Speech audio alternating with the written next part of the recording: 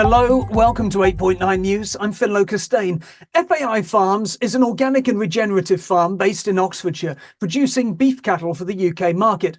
Silas Hedley-Lawrence is the farm manager. I asked him what changed in terms of his cattle needs when the farm chose to become regenerative. Well, I guess the main thing was everything went to 100% pasture fed, whether that was outwintering or if still housing some animals, it was just forage. So before the transition 4 or 5 years ago, we were still finishing the cattle inside on barley and grains, and the calves are being creep fed concentrates. So that completely went.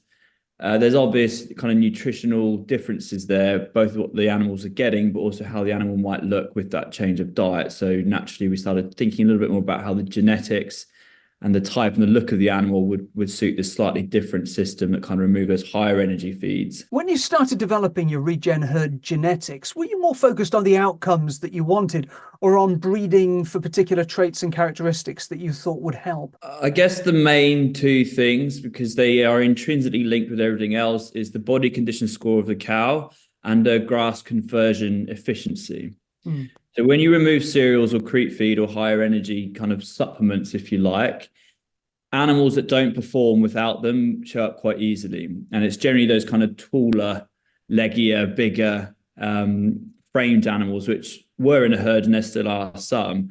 And then you really start to see the animals that hold their condition and perform on just pasture and just forage. And, you know, they're the same animals that then stack up on the other things you might be monitoring. So I guess it was looking at animals that worked once we changed the system and then picking bulls, etc., to put to the best cows to try and, you know, match the right maternal traits with the right kind of bulling traits as well.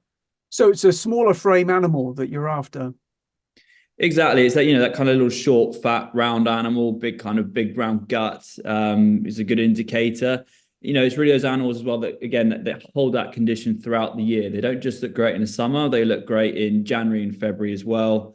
You know, essentially the condition they carry going out of summer into winter is what will get her and her calf through that winter in good nick, because we keep the cows and calves together. The outwintering that you do now in your regenerative system, that's different, isn't it, to when you were simply organic? Yeah, well, we still are certified organic. I guess now just the grazing management is very different. So I'd say we're kind of beyond organic plus. But yeah, we outwinter all of the cows and calves in our parkland with bale grazing. And before, everything would have been housed. Everything was inside. Back then, there were suckler cows and sheep. So there was, yeah, very full sheds. And the whole system was very different. It had massive impacts on cost of production, the type of forage that we produced or used, and kind of how the whole system worked, really. So in terms of that outwintering, are there key traits that you're looking for? Exactly. Again, so there's animals that tend to perform best in the system. They're those smaller, lighter, framed animals. So, you know, when it can get wet inevitably, and we're on medium heavy clay soils, you know, the lighter and smaller the cow, the less impact she's having on the ground and the soil. You know, we still keep them moving every day, but it's, you know, bigger the animal, basically, the higher the feed requirement, the higher the energy requirement, the more impact she could have in a negative way in those winter months on the ground as well. So does that mean that the farm is able to support more cattle and produce more beef? I guess when you take the feed supplements out of the system, sometimes there will be a tweak. We're a closed system, we don't buy anything in anymore. But essentially, when you have a smaller framed, lighter cow that's much more efficient at converting grass into meat and milk, and therefore growing that calf, she takes less feed and water to do it than a cow that's maybe 100 to 200 kilos heavier. So actually, you can have more cows that are smaller for the same feed and water and resource requirements that we would have had previously. So once your system kind of goes through that transition and our soils are much more resilient and our ground and our pastures are much more productive, not only can we hold more cows on the farm because of the amount of grass we grow, the cows we have are far more efficient, so we can actually have more of them for the same amount of feed that we have. So you've always got to make more money off of more animals that produce more calves and off of fewer animals that end up much bigger. When you decided what you needed, how did you actually go about developing the herd genetics? I guess the way that I run it now, so we run 3 or 4 bulls. We have what I would call a maternal bull, which has more of these kind of maternal traits, i.e. like a native Angus. He's a smaller frame bull with more kind of female traits about his own kind of frame and how he is, big wide mouth, little short, not a lot of daylight between the ground and his belly, basically. So those native genetics will put, say, the best 25% of our cows in terms of their own maternal traits and how good they are for our system. They're generally the ones that are probably going to keep most of the breeding female replacements from. And then the kind of cows that are wanting to phase out on cull, they'll go to maybe a more commercial line set of genetics on the bulls. We've been trying to grow the herd because we're growing so much more grass. We've got rid of the sheep. So some cows have stayed around a bit longer than ideal. And we're kind of marrying up different types of cow to different types of bull, depending on how they would fit going forward in the future.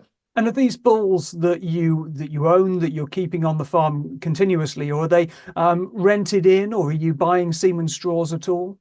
No, all of ours are bulls that we've bought, and yeah, again, we kind of have a mix. It's native Angus, kind of Angus with more commercial and native genetics, so the slightly bigger bull, and also stabilizers. So again, we're kind of pairing up cows to different bulls, and also breeding replacements depending on the traits that individual bull brings in. What breeding advice would you give to other beef farmers who are converting to regenerative systems? I think you really need to make sure the type of animal you have matches your system. If you've got a pedigree continental herd that's used to being fed a lot of grains and concentrates, and all of a sudden you want to go 100% pasture fed and start outwintering, then you've probably got the wrong animal.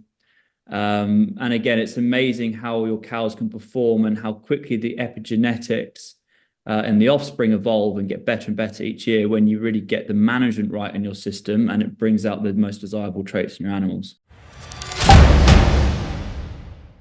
That was Silas Hedley-Lawrence from FAI Farms. More news on our website, 8.9.com. That's all for now. We're back soon. Thanks for watching.